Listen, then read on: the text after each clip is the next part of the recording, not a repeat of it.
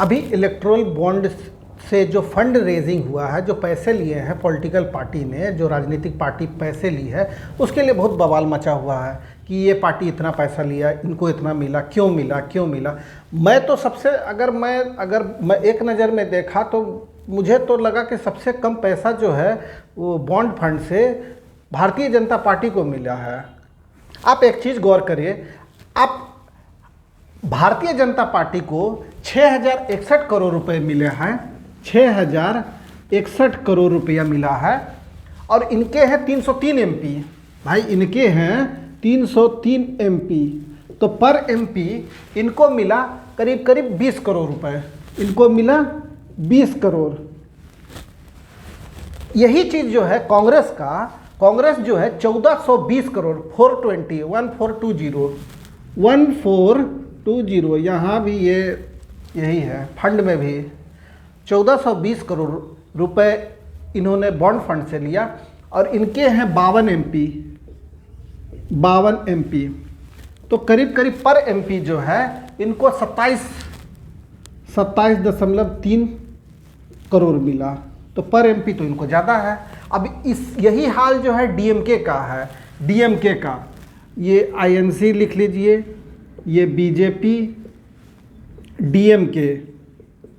DMK को करीब करीब 656 करोड़ मिला, 656 करोड़।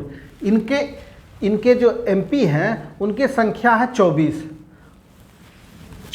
एमपी हैं, तो 656 से 24 करीब करीब 27 करोड़ इनको भी पर एमपी बना, पर एमपी इनको भी 27 करोड़ बना। और टीएमसी 1609 करोड़, 22 एमपी हैं, पर एमपी 73 करोड़ पड़ा। टीएमसी 1609 करोड़, 22 एमपी और 73 करोड़ टीएमसी को मिला। बीआरएस पार्टी को 1215 करोड़ रुपए इलेक्ट्रोल फंड से मिला, इलेक्ट्रोल बॉन्ड फंड से मिला। बीआरएस को 1215 करोड़, 9 एमपी 1215 करोड़, 9 एमपी, तो करीब करीब 135 करोड़ रुपए इनको मिला पर एमपी। और बीजू जनता दल 776 करोड़, 776 करोड़ रुपए मिला। इनका पर एमपी 10 है, इनके टोटल 10 एमपी हैं, तो 77.6 करोड़ पर एमपी मिला। तो आप पर एमपी से देखिए, अगर कोई एक पार्टी, कोई एक जो ऑर्गेनाइजेशन है, कोई कंपनी है, कोई फंड देना चाहती है, तो चलिए वो किसी पार्टी को देती है, तो वो नंबर ऑफ एमपी जैसा, जितना बड़ा पार्टी उसको उतना खर्च होना चाहिए, उसके हिसाब से वो अपना दान करती है। दान किए भाई, चलिए आपके कार्य के लिए पर एमपी के हिसाब से इतना आपको दान किए, आप क्षेत्र में अपना काम करिए, सामाजिक जो कार्य कर रहे हैं, समाज से जुड़े हुए हैं, समाज जो सामाजिक दायित्व को निभाते हुए आप जो सामाजिक जीवन जी रहे हैं, उसके लिए कोई कंपनी कुछ भी अपना दान करे इलेक्ट्रोल बॉन्ड फंड के माध्यम से। तो उसमें अगर 303 एमपी बीजेपी के हैं, तो टोटल जो है पर एमपी तो वो 20 करोड़ ही रिसीव की। और ये जो पार्टी है 420 मीन्स है कांग्रेस, ये अगर 52 एमपी इनके पास है, ये टोटल फंड एमपी और पर एमपी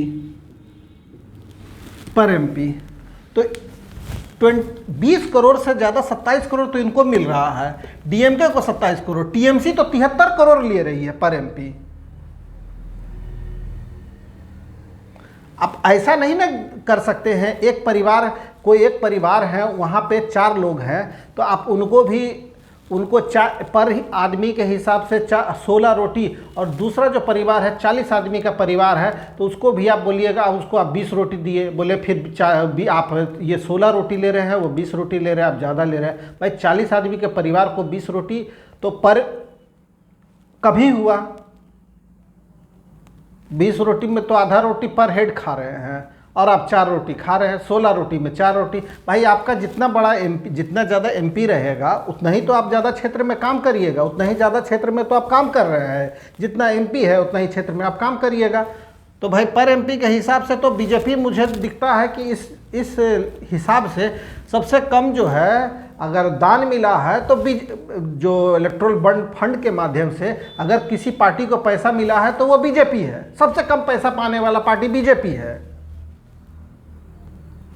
अगर लॉजिक से, तर्क से, आप तर्क से देखिएगा, किसी एक पार्टी का जो सांसद है 5 सांसद 9 सांसद और वो फंड ले रहे हैं आपको, जिसका दायरा भी सीमित है, आप कार्य क्षेत्र भी सीमित है, किसी एक राज्य भर का है, तो वो आप उसमें आप बराबरी कर रहे हैं कि जो पूरे राष्ट्र में जो पार्टी पूरे राष्ट्र में काम कर रही है, पूरे देश में अपना कार्य कर रही है, समाज उसके जो लोग हैं, जो कार्यकर्ता हैं, पूरे क्षेत्र में, पूरे देश में आप वो अपना सामाजिक जीवन जी रहे हैं, सामाजिक कार्य कर रहे हैं, तो उसके जो तुलना में आप तो बहुत जो राष्ट्रीय पार्टी है उसके तुलना में तो आप बहुत ज़्यादा ले रहे हैं और फिर बता रहे हैं ये ज़्यादा ऐसे नहीं होता है, ज़्यादा इस तरीके से नहीं होता है। आप पर एमपी के हिसाब से आप देखिए, तो पर एमपी के हिसाब से मैं एक नज़र में मुझे लगा कि सबसे कम जो है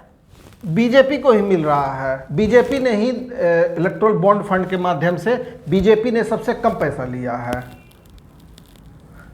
सबका अपना अपना तर्कसंगत है। आप भी तर्कसंगत मेरे इस तर्कसंगत से आप सहमत हैं तो आप भी बताइए। और हाँ, चैनल को सब्सक्राइब करिए, पर हर समय कुछ ना कुछ नया आपको पॉलिटिकल न्यूज़ मिलता रहेगा। बिल्कुल